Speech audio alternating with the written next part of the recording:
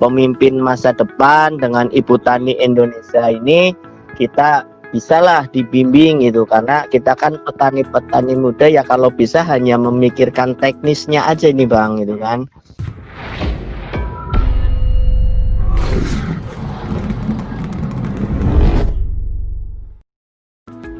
Ya, selamat siang pemimpin masa depan YouTube channel. Pada siang hari ini saya ada komunikasi terbaik bersama Mas Sunarno dari Cilacap. Saya akan coba hubungi beliau. Beliau adalah petani muda sebetulnya yang bergerak terus berbisnis entrepreneurship bersama petani-petani di beberapa desa ya. Halo Mas Sunarno. Ya Bang, gimana kabarnya Bang? Lama nggak ini? Baik Mas, gimana Mas? Sibuk apa sekarang nih Mas? Katanya lagi sibuk di pertanian lagi ya? Betul, kita lagi sibuk di pertanian ini karena prospek kedepannya kan bagus nih Bang, pertanian itu. Nah, saat ini yang sedang kami jalani itu tanam porang sama jambu kristal Bang. Tanam porang sama jambu kristal. Betul. Iya. Sudah ada penjualan kah atau diolah atau apa? Kalau penjualan itu sementara langsung ke end user kan, Bang, itu. Jadi kalau untuk porang ini kita malah belum tahu nih ya kan, mau hasil panen mau dijual kemana ini Bang.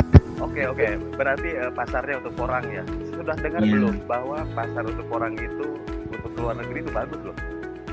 Iya Bang, makanya ini berharap dengan pemimpin masa depan, dengan Ibu Tani Indonesia ini kita bisalah dibimbing gitu, karena kita kan petani-petani muda ya, kalau bisa hanya memikirkan teknisnya aja ini Bang gitu kan, seperti itu. Karena untuk yang jambu kristal sih kita memang sudah jalan Bang gitu kan, cuma ya kita nggak bisa memenuhi pasar karena apa? Karena banyaknya dari end user itu yang minta gitu Bang. Saat ini yang kita kelola itu adalah pohon jambu kristal itu sebanyak 1.200. 1.200 itu Bang. Pohon. Iya, 1.200 pohon. Potensi untuk panennya berapa minggu sekali atau berapa bulan sekali, dan berapa banyak sampai berapa ton untuk jambu? Satu minggu itu 2 kali. Berapa tonnya itu sekitar satu periode panen bisa sampai 30 ton Bang. Itu sudah habis sama end user langsung ya? Masih sisa, kita biasanya lempar ke luar kota ya, kayak Jakarta, Bandung gitu, Tasik gitu Bang. Ya, ini kalau misalkan bicara jambu, makanan olahan dari jambu atau bisa digerakkan juga itu UMKM, kira-kira jadi apa tuh dari jambu? Nah, ini yang sedang viral ini di Tasik ini. Di Tasik itu adalah rujak jambu kristal Bang. Rujak jambu? Iya, rujak jambu kristal itu malah adanya di Tasik gitu Bang, gitu kan. Nah, sedangkan Tasik sama Bandung kita yang suplai jambunya Bang. Wah, luar biasa ini. Tapi kalau misalkan di kota-kota lainnya bikin seperti yang dibuat tadi itu, kayaknya bisa lebih meningkatkan penjualan untuk petani juga kan? Betul, untuk satu meningkatkan penjualan petani, yang kedua UMKM ini yang ingin usaha bisa itu mengawali dengan jualan rujak jambu kristal itu, yang mana kan modalnya nggak terlalu besar ini Bang. Ya, nah ini kan saya melihat mungkin dengan wawancara ini ada beberapa orang dan ya yang melihat ada potensi bisnis. Benar, kalau saya tidak salah, yang saya tahu bahwa di Cilacap ini mayoritas dan kebanyakan petani muda ya.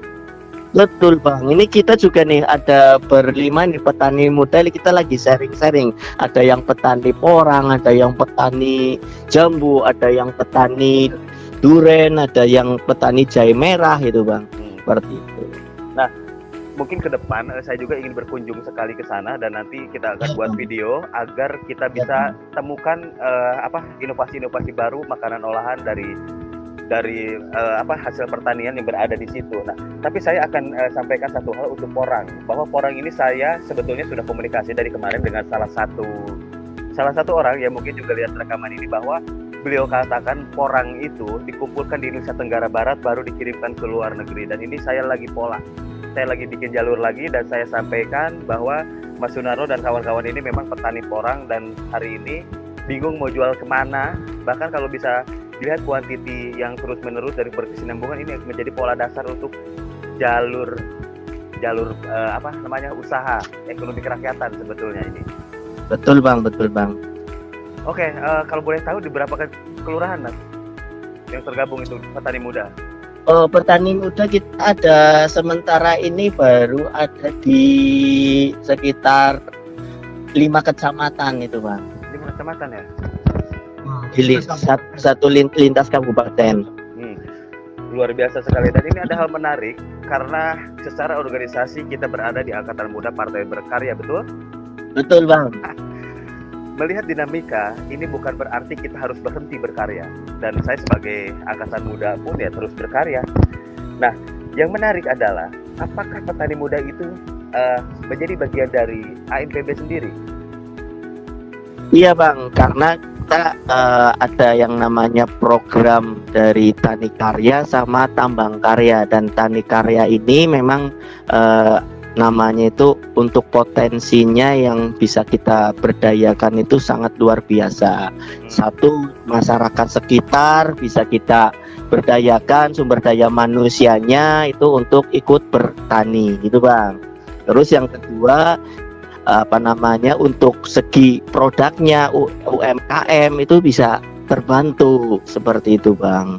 Jadi apalagi masa-masa saat ini, masa-masa pandemi yang mana masyarakat itu banyak yang kena dampaknya gitu Bang. Seperti itu Bang. Nah, terus pertanyaan terakhir di sedikit aja, apa yang kira-kira dibutuhkan oleh teman-teman petani yang berada di Cilacap sana, khususnya petani muda? Tapi kalau misalkan dari Tani Karya sendiri adalah Tani Karya itu hanya membantu pemasaran dan pengembangan UMKM. Makanya kalau bicara masalah pasar untuk orang, kita sudah pegang juga, dan ini lagi dibuka jalur nanti. Tunggu aja sebentar lagi, mungkin kita akan dapat kabar dari situ. Nah, apa kira-kira yang diperlukan lagi selain Oke. Jadi kendala kami kan memang di sini satu Bang, namanya itu lahan ya Bang ya, apalagi sekarang itu kan lahan sudah banyak buat perumahan, buat ini, yang mana semakin hari ya kan semakin lahan untuk bertanam itu kurang ada ya kan, istilahnya bukan milik kita gitu loh Bang, seperti itu. Terus yang kedua ya kita sewa terus gitu, seperti itu Bang. Dan terus ya yang terpenting kita pengen memang ya petani ini ngurusin teknis gitu Bang, yang untuk pemasarannya sudah ada yang bagiannya Bang gitu, seperti itu Bang. Ya, jadi saya sampaikan lagi, Tani Karya hadir itu memang untuk membantu petani, salah satunya pemasaran, market, dan kita target besarnya adalah ekspor, karena ya kita tahulah bahwa tanah di Indonesia ini subur dan makmur. Cuma ada hal yang menarik yang barusan Mas Narno sampaikan barusan, tanah punya orang. Ini tanah punya orang, sewa, kerjasama, atau apa nih? Sewa Bang, sewa ya. Ini yang jambu kristal aja ini kita sewa sampai 10 tahun, itu tanah bengkok, tanah desa. Dan kita sebenarnya banyak Bang tanah lahan-lahan yang nganggur itu kan, tidak manfaatan kita olah, cuma kan itu bukan milik kita, dan itu ya mungkin ada ya beberapa aset milik ketua kita itu Bang, ketua umum kita begitu. Mas Narno buka nih, lahan siapa? Pak Ketum. Betul Bang. Oke.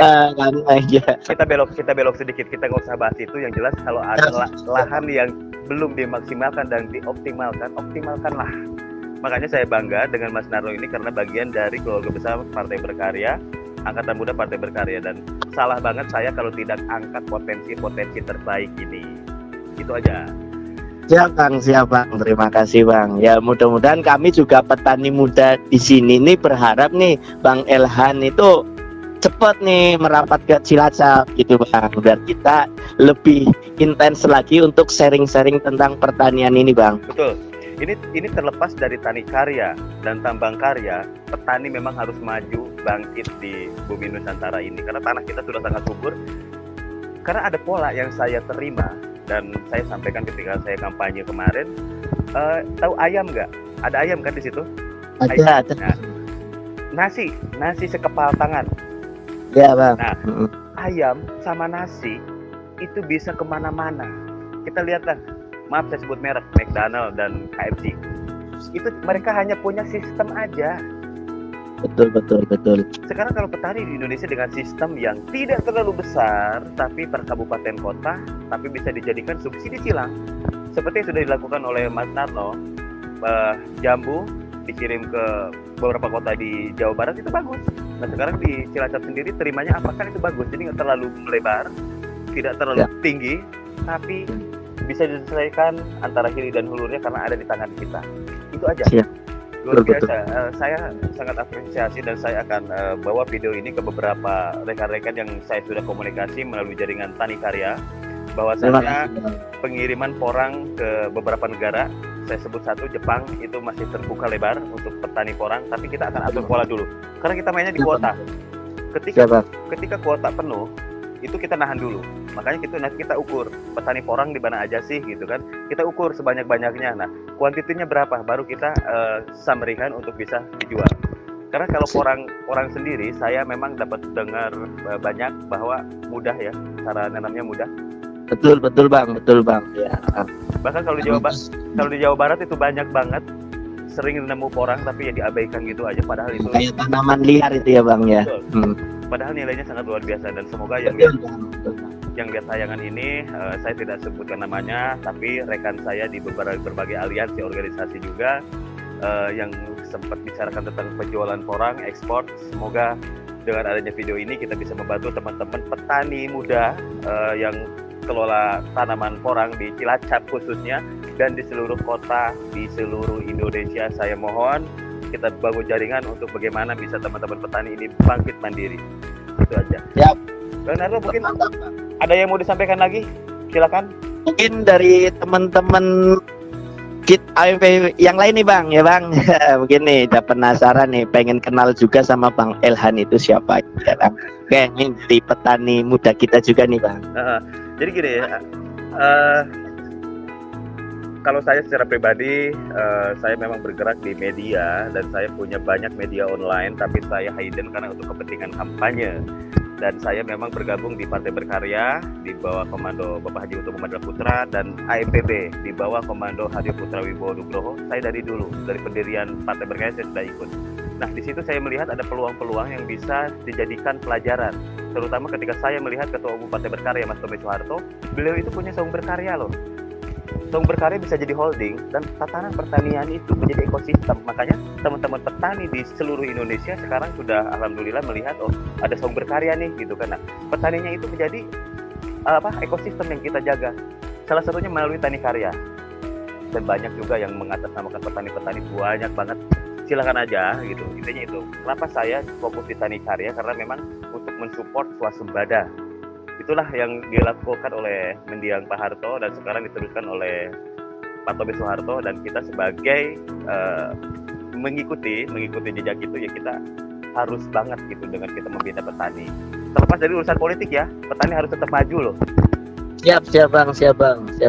Iya, makanya ya itulah saya banyak yang bertanya siapa nih Bang Elhan ini, bagaimana ya.